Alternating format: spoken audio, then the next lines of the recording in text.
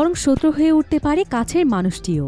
আজকে আমরা দেখব এমনই একটি দুর্দান্ত কোরিয়ান ভাইরাল সিরিজের গল্প, যেটা এবছরে মাত্র কয়েকদিন আগেই রিলিজ হয়েছিল। এই সিরিজটি কোরিয়ার সবচাইতে অন্যতম সার্ভাইভাল সিরিজগুলোর মধ্যে জায়গা করে নিয়েছে, কারণ এই সিরিজের গল্প, ভিএফএক্স, ইমোশন সবকিছুই খুবই অল্প সময়ের মধ্যে মানুষের মনে জায়গা করে নিয়েছে। তাই আপনি যদি সার্ভাইভাল গল্প দেখতে পছন্দ করে থাকেন, তবে আজকের এই সিরিজটি আপনার জন্য বেস্ট হতে চলেছে। তাহলে চলুন ঘুরে আসা যাক দুর্দান্ত এক সার্ভাইভাল সিরিজের গল্প থেকে। তো গল্পটি শুরু হয় ভবিষ্যৎ পৃথিবীতে, যখন ভূমিকম্পের ফলে আমাদের পুরো পৃথিবী একদম ধ্বংস হয়ে গিয়েছিল, আর বর্তমানে পৃথিবীতে বেঁচে থাকার জন্য খুবই কম সংখ্যক জায়গা ছিল।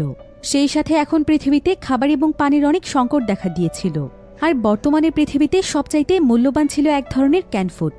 এই ক্যানফুডই এখন মানুষ টাকার মতো ব্যবহার করত। ক্যানফুডের মাধ্যমে খাবার, পানি, থাকার জায়গা, এমনকি মানুষের জীবনও কেনা যেত। অর্থাৎ এই ক্যানফুডের বিনিময়ে মানুষ মানুষকে হত্যা পর্যন্ত করত।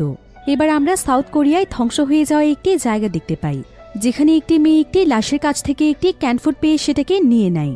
আসলে বর্তমানে মানুষ একে অপরকে খাবারের জন্য মেরে ফেলছিল, তাই বিভিন্ন জায়গাতে মানুষের লাশ পড়ে থাকত। আর এই মেয়েটি এভাবেই লাশ খুঁজে খুঁজে বিভিন্ন ক্যানফুড এবং অন্যান্য জিনিসপত্র জোগাড় করত। এই মেয়েটির নাম ছিল সুমিন। তো সুমিন তখনই ক্যান্টিন নিয়ে একটি সুড়ঙ্গের মাধ্যমে বেরিয়ে আসে। এরপর সে সোজা একটি গাড়ির কাছে চলে যায়, আর শেষে গাড়ির ভেতরে থাকা একজন গেটকিপারের সাথে দেখা করে। আর কিছুক্ষণ পর সে ধ্বংস হয়ে যাওয়া শহরের মাঝখান দিয়ে হাঁটতে হাঁটতে একটি জায়গাতে চলে যায়, যেখানে বিশাল বড় একটি বিল্ডিং দাঁড়িয়েছিল। আসলে এখন পৃথিবীর বেশিরভাগ জায়গায় ধ্বংস হয়ে গিয়েছে, শুধুমাত্র পৃথিবীতে দাঁড়িয়ে আছে বেশ কয়েকটি বিল্ডিং।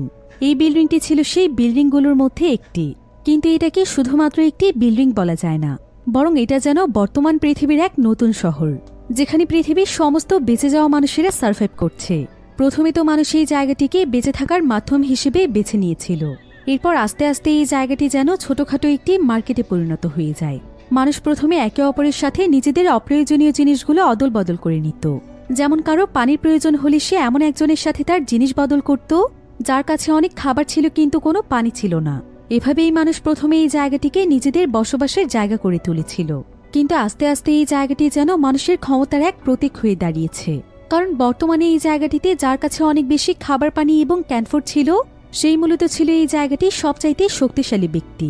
তার কাছে বিভিন্ন পাওয়ার ছিল, সে চাইলে যা খুশি তাই করতে পারত। এমনকি যার কাছে সার্ভাইভ করার যত বেশি জিনিসপত্র ছিল, সে ফ্লোর ভেদে সবচাইতে উপরে থাকত। এবার আমরা পার্ক নামক একজন ব্যক্তিকে দেখতে পাই, যে কিনা ছিল এই বিল্ডিংয়ের সবচাইতে ক্ষমতাবান ব্যক্তি।